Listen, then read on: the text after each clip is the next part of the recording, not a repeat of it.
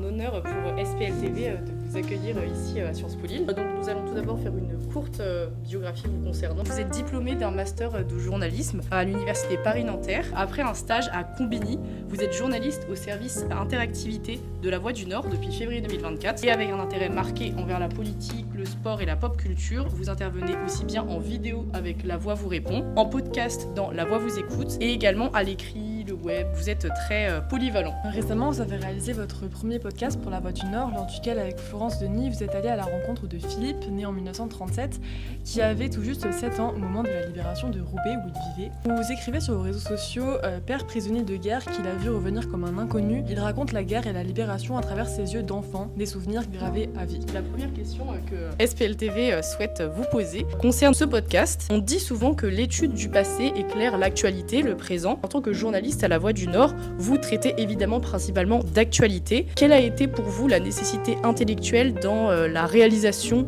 de ce podcast ? Alors déjà, merci pour cette présentation. Qu'est-ce qui a été le déclencheur de ce podcast ? D'abord, ça a été la création de ce podcast l'année dernière. C'est pas le premier épisode de la série de podcasts. Les premiers épisodes avaient été faits par mes collègues. Moi, c'est le premier podcast que j'ai fait. On s'est lancé donc dans les podcasts avec mon service en 2025. Qu'est-ce qui nous a motivé à ça ? L'année dernière, on fêtait les 80 ans du journal La Voix du Nord. On fêtait aussi les 80 ans de la libération du Nord. En fait, les deux histoires sont assez liées parce que La Voix du Nord, à la base, était un journal de résistants. C'était imprimé durant la guerre avec des personnes qui ont écrit dedans, qui se sont fait déporter, qui se sont fait arrêter, qui se sont fait tuer. Suite à la libération du Nord, La Voix du Nord, en fait, a récupéré les locaux d'un journal qui était collaborationniste et s'est imposé du coup comme le journal régional qu'il est maintenant. Enfin, pas qu'il est maintenant, mais disons qu'il a évolué dans le temps. Donc, on cherchait des sujets et on reçoit souvent des mails de lecteurs qui nous parlent de leur histoire. Notamment ce monsieur, Philippe, qui nous a déjà écrit plusieurs fois à divers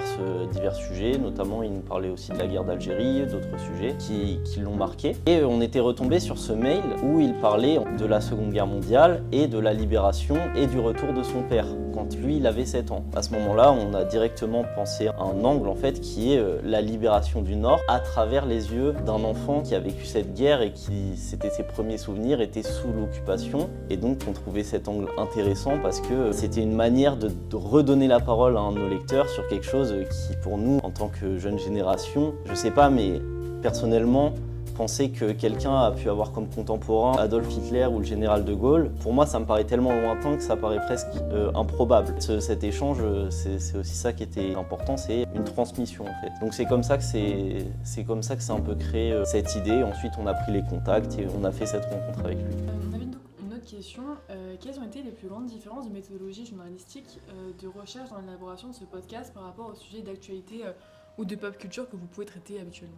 Alors, habituellement, à La Voix du Nord, je traite principalement de questions de lecteurs, de questions de vie pratique, de témoignages. Je suis un peu moins dans le sport et la pop culture comme j'ai pu l'être durant mes stages. Pour l'élaboration de ce sujet, il a d'abord fallu regarder dans les archives en réalité. Parce qu'on va rencontrer quelqu'un qui a vécu la libération à Roubaix. Mais si moi, je vais à cette rencontre sans savoir qu'est-ce que c'était la libération à Roubaix, quand est-ce que c'était, comment ça s'est passé, je vais être perdu, je vais pas pouvoir orienter mes questions correctement. Donc il a fallu d'abord que je me renseigne au niveau des archives sur la libération de Roubaix, sur comment ça s'était passé. C'est notamment là que j'ai appris que, par exemple, quand les soldats allemands ont quitté la ville, ils ont notamment tiré sur plusieurs personnes dans la rue pour faire un maximum de dégâts. Et ça, c'était relaté seulement dans des archives en fait. Donc j'ai eu besoin d'aller faire ce travail de recherche. Par ailleurs, c'est un travail qui m'a été utile parce que à un moment dans le podcast, Philippe, il dit « Nous, on nous avait déguisés en bleu, blanc, rouge pour aller fêter la libération. Et tout d'un coup, les voisins nous ont pris par le bras et ils nous ont dit de rentrer parce qu'ils nous disaient que les Allemands tiraient partout. » Donc, en fait, il y a le lien entre ce qu'il a vécu et ce que moi, j'ai pu voir dans les archives. Donc voilà ce qui a un peu changé dans l'élaboration de ce podcast. Très bien, merci beaucoup pour vos réponses. Quelles sont, selon vous, les plus importantes missions d'un journal vis-à-vis de ses lecteurs et lectrices ? Tout d'abord, la première, c'est évidemment l'information. et la qualité de l'information, surtout dans cette période où en réalité il y a beaucoup d'ingérences étrangères comme on a pu le voir, avec notamment lors des dernières élections des fake news qui venaient de Russie. La vraie information au centre, c'est ça qui est important, c'est apporter de la vraie information. Derrière, ça va être d'apporter de l'information qui est, en tout cas selon moi, une information qui n'est pas biaisée, qui n'a pas pour but d'orienter mon lecteur. Quand j'écris une information, ce qui m'intéresse, c'est d'informer. C'est ça où commence à y avoir un peu une dérive, plusieurs dérives entre les fake news, tout ce qui est les platistes, les machins, etc. Et en fait, aujourd'hui, l'information, elle est un peu dans une zone de turbulence où on ne sait plus trop quoi croire, etc. On ne sait plus trop ce qui est écrit par IA, ce qui est plus écrit par IA. Et il y a cette sorte d'ambivalence. Pour moi, ce qui est important dans le journalisme, c'est quand quelqu'un lise mon article, il se dise que j'ai fait un travail journalistique, que c'est pas une IA qui écrit et que je m'intéresse réellement à leurs problématiques et à des choses qui les intéressent particulièrement. Et d'autant plus dans un journal local où on a aussi cette portée locale et ce rapprochement avec les lecteurs parce qu'on vit dans le même environnement, parce qu'on a cette proximité. C'est aussi cette proximité qui fait que dans un journal local, on est censé avoir cette confiance entre les lecteurs et les journalistes. Vous dites tout à l'heure que vous gérez un petit peu tout ce qui est réseaux sociaux et que vous avez aussi réalisé un podcast. Oui.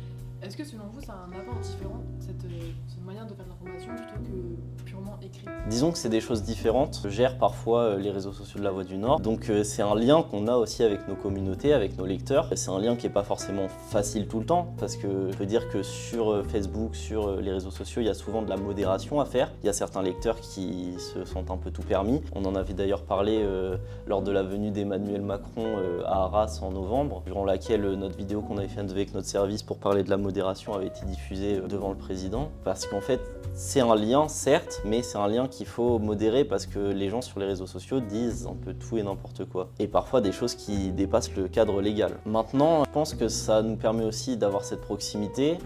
Et derrière, on reçoit des témoignages sur les réseaux sociaux. Et parfois, ces témoignages-là, on les redirige vers des journalistes. Par exemple, on reçoit des fois des témoignages de personnes qui vivent à, par exemple, Dunkerque. Nous, on va pouvoir les rediriger vers les journalistes de Dunkerque.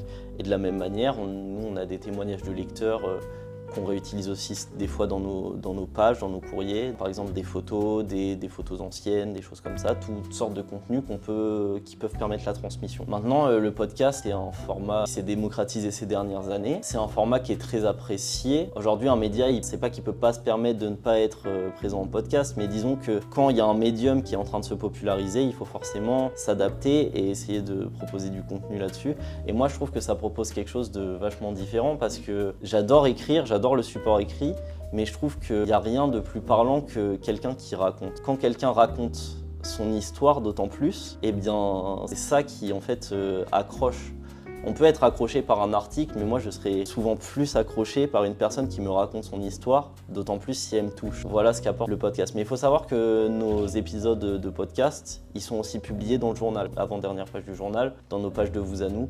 Ça, c'est les pages qui sont gérées par notre service. Et donc, il y a une page entière en écrit du podcast qui est un peu condensée. Et avec ça, un QR code pour que les gens aillent écouter le podcast. Mais on sait très bien qu'on a une base de lecteurs qui n'est pas encore familière avec le podcast. Donc on trouvait ça aussi intéressant de le faire vivre par écrit. Et donc pour finir cette interview, la dernière question qu'on aimerait vous adresser concerne l'avenir du journalisme. Comment est-ce que vous le voyez évoluer, puisque vous avez parlé tout à l'heure des fake news? C'est difficile parce que j'ai pas vraiment de boule de cristal. Personnellement, je suis pas forcément hyper optimiste vis-à-vis de ce qui se passe, notamment vis-à-vis de l'IA, vis-à-vis des fake news et du climat qu'il y a actuellement en France et même dans d'autres pays, de méfiance envers l'information qui d'un côté est normal et d'un côté est aussi inquiétant. Normal parce qu'il y a une prolifération des fake news et inquiétant parce qu'on perd en crédibilité. J'espère en tout cas que dans 10 ans on aura toujours cette confiance de la part des lecteurs.